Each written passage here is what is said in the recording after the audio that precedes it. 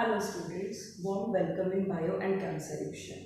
हम ऑलरेडी अपने topic acid base और सॉल्ट को ही आज हम कंटिन्यू करेंगे, जिसकी 2 वीडियोस मैं ऑलरेडी आपको दे चुकी हूँ। आप इसका लिंक डिस्क्रिप्शन बॉक्स में ले लेना। अगर आपको मेरा वीडियो पसंद आ रहा है या मेरा चैनल पसंद आ रहा है, प्लीज़ मेरी वीडियो को लाइक कीजिए, शेयर कीजिए एंड सब्सक्राइब कीजिए। और अगर आपके मन में कोई भी इसके लिए क्वेश्चन है, कोई क्वेरी है, तो आप कमेंट बॉक्स में मुझे कमेंट कीजिए।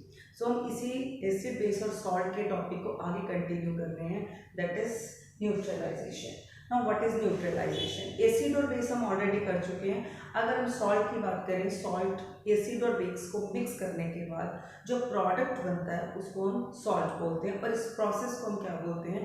Neutralisation reaction. तो न्यूट्रलाइजेशन रिएक्शन से पहले हम न्यूट्रल सब्सटेंस की डेफिनेशन के बारे में जानते हैं। So what is neutral substance? Neutral substance is any substance that is neither acidic nor basic. मतलब ना तो उसके अंदर कोई एसिडिक प्रॉपर्टी होगी, ना ही बेसिक प्रॉपर्टी होगी। इसमें हमारा एग्जांपल है water. Now what is the process of neutralization? Is a process or chemical reaction in which an acid and base substance is mixed with each other. With each other मतलब acid और base को हमने equally amount में mix करना है to neutralize their acid and basic nature, ताकि दोनों की एसिडिक और बेसिक प्रॉपर्टी न्यूट्रलाइज हो जाए। अगर मैं इसी को रिएक्शन की फॉर्म में आपको शो करूं, सो acid plus base, the product is salt plus water. हम ऑलरेडी डिस्कस कर चुके हैं, वाटर हमारा न्यूट्रल सब्सटेंस है, मतलब ना तो इसके अंदर एसिडिक प्रॉपर्टी है और ना ही बेसिक प्रॉपर्टी है। इसको केमिकल रिएक्शन से अगर शो करें, HCl plus NaOH. Now what is HCl? Hydrochloric acid solution plus sodium hydroxide solution. When dissolved or mixed, it produces sodium chloride, a salt, and a water which is neutral in nature. Now अब हम बात करेंगे salt की। Neutralisation reaction में हमें water के साथ salt मिलता है। Now अगर हम सॉल्ट की बात करें, what is salt? The product that is formed after neutralization process is called salt. ना अगर हम इसकी प्रॉपर्टी की बात करें, सॉल्ट क्या है? बेसिक, एसिडिक और neutral in nature. The process result in generation of heat. इसका मतलब जब आप एसिड और बेस को मिक्स करते हो तो ये हीट जनरेट करता है, which raises the temperature of the reacting mixture. मतलब आप जिस बीकर के अंदर एसिड और बेस को मिक्स करोगे, अगर आप उस बीकर को टच करोगे, आपको वो हॉट फील होगा, क्योंकि ये रिएक्शन के ड्यूरिंग हीट प्रोड्यूस करता है। अगर हम सॉल्ट्स में एग्जाम्पल्स की बात करें, so what are the examples of salt? एक का आपको मैं दे चुकी हूँ, that is sodium chloride, NaCl, जो टेबल सॉल्ट भी हम जिसको बोलते हैं, और ये रोज हम अपनी किचन में यूज करते हैं। इसके अलावा sodium carbonate, calcium oxide, calcium carbonate. आप वॉशिंग सोडा भी इसमें ऐड कर सकते हो, baking soda, washing soda, baking soda, these all examples of salts. Welcome back students. हम न्यूट्रलाइजेशन रिएक्शंस ऑलरेडी कर चुके हैं। अब हम न्यूट्रलाइजेशन के लिए सिंथेटिक इंडिकेटर्स का यूज़ करते हैं। अब मैं आपको सिंथेटिक इंडिकेटर्स के बारे में इस क्लास में बताऊंगी। तो what is synthetic indicators? Synthetic indicators are basically man made indicators, जिनको हम लेबोरेटरी में बनाते हैं और यही जनरली चेक करते हैं whether the substance is acidic or basic. तो इसमें मैंने आपको 2 एग्जाम्पल ऑलरेडी बताए हैं अपनी पुरानी वीडियोस में, that is phenolphthalein and methyl orange. तो अगर हम फिनोल्फथलीन के बारे में बोलें, तो सिंथेटिक इंडिकेटर में जो फिनोल्फथलीन है, बेसिकली इसका अपना कलर पिंक होता है। मतलब इसको, इस सोल्यूशन को अगर आप देखोगे, it is pink in colour.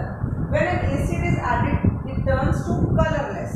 मतलब अगर ये एसिड के साथ मिक्स करोगे आप इसको, तो ये कलरलेस सब्सटेंस में बदल जाएगा। तो इसका कलरलेस क्या इंडिकेट कर रहा है? The given solution is acidic in nature, but when base is added to it, retain its pink colour. इसका मतलब है कि इंडिकेटर बेस में पिंक कलर देगा और एसिड में कलरलेस हो जाएगा। सो इस तरह से सिंथेटिक इंडिकेटर हमें बताएंगे the given substance is acidic और बेसिक। ना अगर हमने न्यूट्रलाइजेशन पिछली वीडियो में देखा है, तो न्यूट्रलाइजेशन क्या होता है? एक्चुअली एसिड और बेस को जब हम इक्वल क्वांटिटी में मिक्स करते हैं, तो वो हमें न्यूट्रलाइजेशन प्रोवाइड करते हैं। उस रिएक्शन को न्यूट्रलाइजेशन बोलते हैं।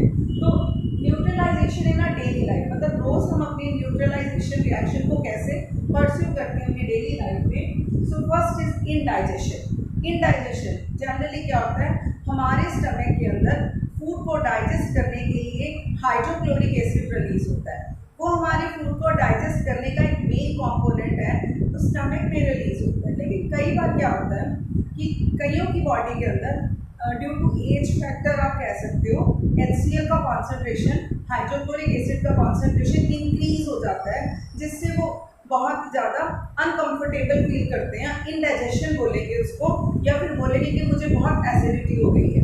ये जनरली टर्म आपने अपने कॉमन अपनी फैमिली मेम्बर्स जो थोड़े एजड हैं उनके लिए सुना होगा। So basically what is indigestion? Our stomach produces HCl which help in digestion of foods, but sometimes the stomach produces too much HCl which leads to hyperacidity. What is the meaning of hyperacidity? Increase of acidity. Hence we need to neutralize this acid by taking substances that are basic in nature. तो हमें ऐसे substance लेना चाहिए जो basic in nature. इनमें common example क्या होंगे, उनको हम एंटासिड्स बोलेंगे। And the common examples are milk of magnesia, जिसका फॉर्मूला है magnesium hydroxide, and baking soda sodium hydrogen carbonate. So what are antacid? ये बहुत ही इंपॉर्टेंट क्वेश्चन है जो इस टॉपिक में आता है। The substance commonly used to neutralize hyperacidity are called antacids. I hope students you like this video. If you like this video, please press the button like, subscribe and share this video in your relative and friends. Thank you.